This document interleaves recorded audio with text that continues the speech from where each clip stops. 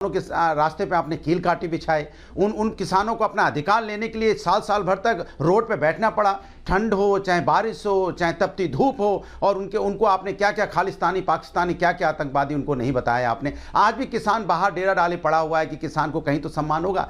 किसान के साथ अगर सबसे ज्यादा अन्याय किया है तो इस सरकार ने किया है। सिर्फ किसान नहीं, किसान के बच्चों के साथ भी क्या है। किसान के बच्चे तो सैनिक में भर्ती होते हैं, किसान के बच्चे तो शिक्षक बनते हैं, किसान की बच्चियां ही तो जाके यहाँ इस देश के अंदर पहलवान बनती हैं। किसान के जो बच्चे हैं, जो युवा हैं, जो बेरोजगार हैं, तो उन अगर सबका समझ सब आज रोड पे अपने न्याय मांगने के लिए सभी धरना प्रदर्शन दे रहे हैं, सबको न्याय चाहिए जो सरकार नहीं दे पा रही है। तो सरकार की भी जिम्मेदारी बनती है कि किसान का भी सम्मान कीजिए। आप स्वामीनाथन रिपोर्ट भी लागू कीजिए, एक बात। दूसरी बात, समाजवादी तो हमेशा से चौधरी चरण सिंह का सम्मान करते थे, हमेशा से उनका सम्मान किया है। आदरणीय नेताजी ने तो मेरठ यूनिवर्सिटी होती थी, उस मेरठ यूनिवर्सिटी का नाम चौधरी चरण सिंह यूनिवर्सिटी किया। आदरणीय नेताजी ने सबसे पहले उनकी प्रतिमा विधानसभा में लगाई। आदरणीय नेताजी ने ही इसमें आपने देखा होगा जो लखनऊ एयरपोर्ट है उसके ऊपर उन्होंने काम किया था कि चौधरी चरण सिंह एयरपोर्ट उनका नाम रखा जाए। देखिए, समाजवादी लोग तो हमेशा से उनका समर्थन करते आए हैं और समाजवादी को भी वो बहुत ज्यादा प्यार करते थे। नेताजी को अगर कोई सबसे ज्यादा प्यार करता था तो चौधरी चरण सिंह जी करते थे, क्योंकि वो जानते थे ये समाजवादी जो यहाँ नेताजी हैं जो जमीन की बात करते हैं, ये किसान की बात करते हैं, ये परेशान लोगों की बात करते हैं, इसीलिए उनको नेताजी का उन्हें गुरु बोला जाता था। तीसरी बात, मैं भारतीय जनता पार्टी से कहूंगा, आज भारतीय जनता पार्टी के प्रवक्ता कितनी तारीफ कर रहे हैं नरसिम्हा राव जी की, मनमोहन सिंह जी की। तो इसके मतलब जब आप मनमोहन सिंह या नरसिम्हा राव जी की तारीफ कर रहे हैं तो इसके मतलब कांग्रेस का रिजिम था वो अच्छा था यूपीए का। आप नेताजी को भी आपने अवार्ड दिया है, पद्मश्री अवार्ड दिया है, तो इसके मतलब हम तो उनके लिए भारत रत्न मांग रहे थे, चलिए आपने दिया, तो इसके मतलब उनका भी सम्मान किया, उनका भी रिजिम अच्छा था। जब सबने अच्छा काम किया, सब आदरणीय नेताजी अच्छे मुख्यमंत्री थे, जिन प्रधानमंत्री को आपने अवार्ड दिया वो भी अच्छे थे, तो फिर ये बताइए कि सारा कार्यकाल फिर आपका ही खराब है 10 साल का, क्योंकि सारे कार्यकाल अच्छे थे, सारे मुख्यमंत्री सारे प्रधानमंत्री अच्छे थे, पिछले मुख्यमंत्री अच्छे थे, हमारे नेताजी अच्छे थे, क्योंकि आप अवार्ड दे रहे हो अच्छे थे तभी तो।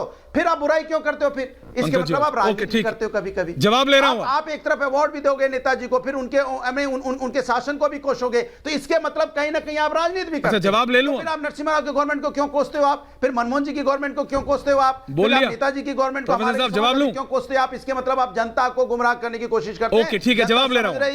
कि आप जवाब ले रहा हूं, जवाब ले रहा हूं। सुधांशु त्रिवेदी जवाब दे। पिछले 20 साल की कोई okay Anurag ji, now you are repeating yourself. जवाब ले रहा हूं प्रोफेसर साहब, जवाब ले रहा हूं। सुधांशु जी जवाब दे रहे हो, उसके विजय जी और पंकज जी बचे। सुधांशु जी जवाब पूछिए। वो कह रहे हैं कि आप देखिए अवार्ड भी देते हैं और फिर कोसते भी हैं। चौधरी चरण से अरे अभी बता रहे, देखिए क्या बढ़िया प्रवचन दे गए भदौरिया जी कि चौधरी चरण सिंह इंटरनेशनल एयरपोर्ट नाम रखा गया लखनऊ के एयरपोर्ट का, जो कांग्रेस की सरकार, अनुराग जी बीच में नहीं है प्लीज, नहीं रखना काम था, केंद्र की सरकार थी, मगर नेताजी ने रखवा दिया। नेताजी ने रखवा दिया, मगर नेताजी स्वामीनाथन कमेटी की रिकमेंडेशन नहीं इंप्लीमेंट करवा पाए। अद्भुत है ना, मतलब 10 साल कांग्रेस की सरकार रही, 2004 में स्वामीनाथन कमेटी की रिपोर्ट आ गई, नेताजी ये करवा दिए वो करवा दिए चौधरी साहब के लिए, मगर स्वामीनाथन कमेटी की रिपोर्ट नहीं कर पाए। वो लागू हुई तो मोदी जी ने आने के बाद की। अब देखिए अपने टर्न पे बोलिए भाई प्रभु, आपने कहा था ना डिस्टर्ब नहीं, दर्शकों के साथ न्याय करिए, अपने टर्न पे बोलिए। वो लागू किया तो मोदी जी ने किया, स्वामीनाथन जी को सम्मान दिया तो मोदी जी ने किया।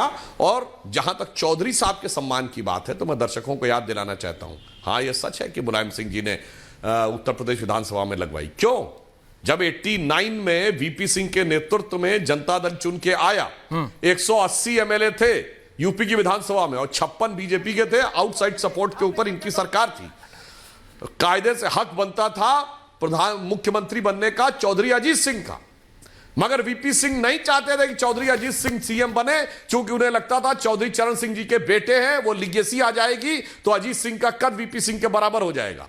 मुझे लगता है कि निश्चित रूप से जो पुराने पत्रकार बैठे हुए हैं, राहुल देव जी को भी और विजय त्रिवेदी जी को भी ये घटनाएं याद होंगी। तिलक हॉल की घटना, बहुमत चौधरी अजीत सिंह के पक्ष में था, मगर वीपी सिंह ने सोचा कि मुलायम सिंह बन जाएंगे तो मेरे चेले बन के रहेंगे, मगर मुलायम सिंह ने 10 महीने के अंदर दिया झटका वीपी सिंह को, जब हम दोनों ने समर्थन वापस लिया और चंद्रशेखर जी के साथ जाके चले गए। तो जनाब आपने चौधरी चरण सिंह जी की लीगेसी के साथ क्या किया? इसलिए इन्होंने वो प्रतिमा लगवाई थी ताकि जो गुस्सा था चौधरी साहब के समर्थकों में उसको सेटल किया जा सके। पर चौधरी चरण सिंह कृषक वर्ग से आने वाले देश के पहले प्रधानमंत्री थे। क्योंकि उससे पूर्व जो प्रधानमंत्री रहे उसमें प्योर एग्रीकल्चर बैकग्राउंड से नहीं थे, हम्बल बैकग्राउंड से आने वाले लाल बहादुर शास्त्री जी थे। पीवी नरसिम्हा राव दक्षिण भारत से भारत के पहले प्रधानमंत्री थे। यह अपने आप में बहुत महत्वपूर्ण बात थी, वरना यह माना जाता था भारत की राजनीति में कि चूंकि उत्तर भारत की संख्या अधिक है तो प्रधानमंत्री उत्तर भारत से ही बनेगा, परंतु दक्षिण भारत का कोई व्यक्ति देश का नेतृत्व करेगा और वह नेतृत्व पूरी जगह स्वीकार किया जाएगा और वह परिवर्तन भी ले आएगा। यह जो युगांतर स्थापित हुआ वो पीवी नरसिम्हा राव के समय में हुआ। इसलिए मैं कहना चाहूंगा कि इन दोनों विषयों पर जो निर्णय लिया है वो भारत के अंदर एक बड़े जो ट्रांजिशन आया उसके आधार पर निर्णय लिया। एमएस स्वामीनाथन जी जो एग्रीकल्चर की क्रांति लाए, इसमें कहीं किसी प्रकार का कोई किंतु परंतु नहीं है। कर्पूरी ठाकुर साहब सामाजिक क्रांति के जनक थे भारत की राजनीति में, और लाल कृष्ण आडवाणी जी सांस्कृतिक क्रांति के जनक थे। तो पांचों का जो निर्णय है मान्यवर, ये चुनाव राजनीति से नहीं, ये भारत की राजनीति के पैराडाइम शिफ्ट के प्रतीक ये 5 स्तंभ थे। इस आधार पर मोदी जी ने इनको यह सम्मान देने का निर्णय लिया है। विजय जी कुछ कह रहे हैं। विजय जी लेकिन बहुत महत्वपूर्ण बात है। अनुराग जी आ रहा हूं वापस। सुधांशु जी ने भी और राहुल देव साहब ने अनुराग जी वापस आ रहा हूं। बात की है कि राजनीति तो हमेशा होती है किसी तरह की, लेकिन राजनीति को भी देखिए कि जो ये 53 भारत रत्न हुए हैं अभी तक, जिसमें से पहले जो दिए गए उनमें राजनीति देखिए कि किन लोगों ने किन लोगों को भारत रत्न दिया। कांग्रेस की सरकारों में किन किन लोगों को मिला, किन किन को नहीं मिला। अभी मोदी सरकार में 10 भारत रत्न दिए गए हैं पिछले 10 साल सर, और उसमें भारतीय जनता पार्टी की विचारधारा या संघ की विचारधारा से जुड़े 3 लोग हैं। 10 में से 3, अटल बिहारी वाजपेयी, लाल कृष्ण आडवाणी और नानाजी देशमुख। बाकी 7 लोग 2015, 19 भूपेन हजारिका साहब और स्वामीनाथन साहब को छोड़ दें तो राजनेताओं की भी बात करें। पीवी नरसिम्हा राव की बात करेंगे तो पीवी नरसिम्हा राव का जो कंट्रीब्यूशन है, आज जो हिंदुस्तान जहां पर पहुंचा उसकी शुरुआत उन्होंने की लिबरलाइजेशन को लेकर और पूरी वित्तीय आजादी की बात, उस पर आज चर्चा करने की बात नहीं है। लेकिन उनके साथ जो महत्वपूर्ण बात हुई कि उनकी पार्टी ने उनको अनदेखा किया। आज मैं तो बहुत उनके मतलब उनसे मिलना जुलना भी कभी कभी रहा, लेकिन जो उनके निधन पर जिस तरह से कांग्रेस पार्टी ने बर्ताव किया वो दुखद है। और 2004 से 2014 तक कांग्रेस की सरकार रही, उन्होंने कोई भी सम्मान नरसिम्हा राव को नहीं दिया। चौधरी चरण सिंह साहब की बात हुई, अभी अनुराग जी भी बात कर रहे थे, तो मुलायम सिंह साहब तो यूनाइटेड फ्रंट सरकार में बहुत ताकतवर रहे, यूपीए सरकार में भी बहुत ताकतवर रहे। क्या उनके पास ये मौका नहीं था कि चौधरी चरण सिंह साहब जो किसानों के बड़े नेता, मुलायम सिंह जी उनको मानते थे, इसमें कोई बात नहीं है, लेकिन वो समाजवादी विचारधारा चौधरी चरण सिंह की और मुलायम सिंह जी की पार्टी की जो विचारधारा है उसकी परेशानी, अनुराग जी की परेशानी चौधरी चरण सिंह साहब को भारत रत्न देने की नहीं है।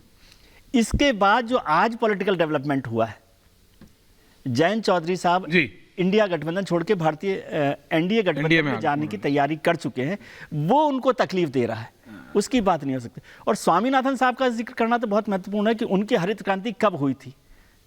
हरित क्रांति के जनक माने जाते हैं डॉक्टर एम एस स्वामीनाथन। तो डॉक्टर एम एस स्वामीनाथन ने जो हरित क्रांति की वो कांग्रेस की सरकारें रही उस